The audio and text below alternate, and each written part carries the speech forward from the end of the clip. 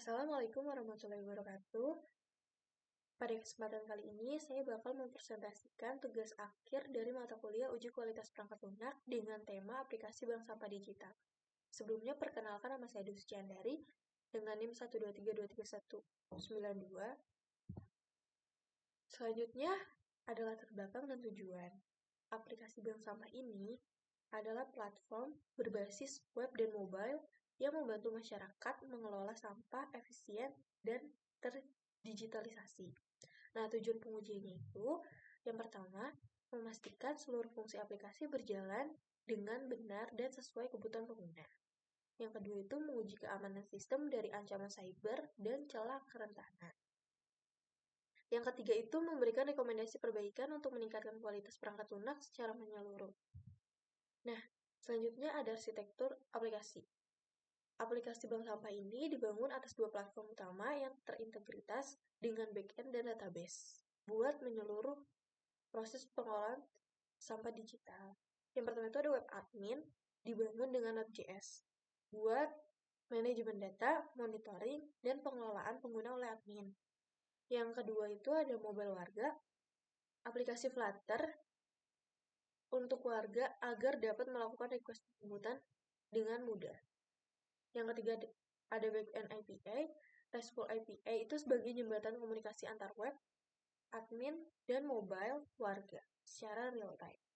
Yang keempat itu ada database, penyimpanan data transaksi, pengguna, dan riwayat sampah secara terstruktur dan aman. Selanjutnya ada metode pengujian, ada 3. Yang pertama whitebook texting, yaitu pengujian struktur kode internal. Yang kedua itu ada black box texting, yaitu pengujian fungsional berbasis 29 test case. Yang ketiga ada security testing, yaitu pengujian keamanan mencakup SQL injection, autentifikasi, inskripsi password, dan keamanan respon API. Selanjutnya ada whitebook testing, yaitu pengujian struktur yang dilakukan pada sebuah modul aplikasi bank sampah digital menggunakan metode semantic complexity, yaitu CC. Jadi nilai CC itu berkisaran antara 2 dan 6. Nah, menunjukkan kompleksitas itu rendah hingga sedang. Contohnya kayak login admin, CC-nya tuh 4. Nah, update status request itu CC-nya 6. Selanjutnya ada black box texting yang menguji fungsionalnya dari sisi penggunanya. Totalnya ada 29 test case yang dijalankan pada berbagai modul aplikasi mencakup alur utama, login, registrasi, request penjemputan, dan manajemen data. Terus PES-nya itu, fiturnya itu berjalan sesuai ekspektasi dan kebutuhan pengguna, filenya itu fitur tidak berjalan sesuai ekspektasi dan perlu perbaikan. Nah, yang pertama itu ada test case, ada 29 test case yang dijalankan mencakup seluruh modul fungsional pada aplikasi bank sampah digital. Kedua itu ada hasil PES, yaitu ada 26 test case PES, fungsi yang berjalan sesuai dengan kebutuhan spesifikasi sistem dengan baik. Yang ketiga ada hasil file, yaitu 3 test case file yang ditemukan pada modul validasi input dan penanganan error response API. Selanjutnya ada security testing, ada 3. Nah, 3 temuan keamanan krisis itu dalam pengujian keamanan aplikasi bank sampah digital yang memerlukan penanganan segera untuk melindungi data pengguna. Yang pertama itu password tersimpan di plain text. Nah, password pengguna itu disimpan tanpa inskripsi di database. Jadi rentan terhadap kebocoran data dan akses tidak sah.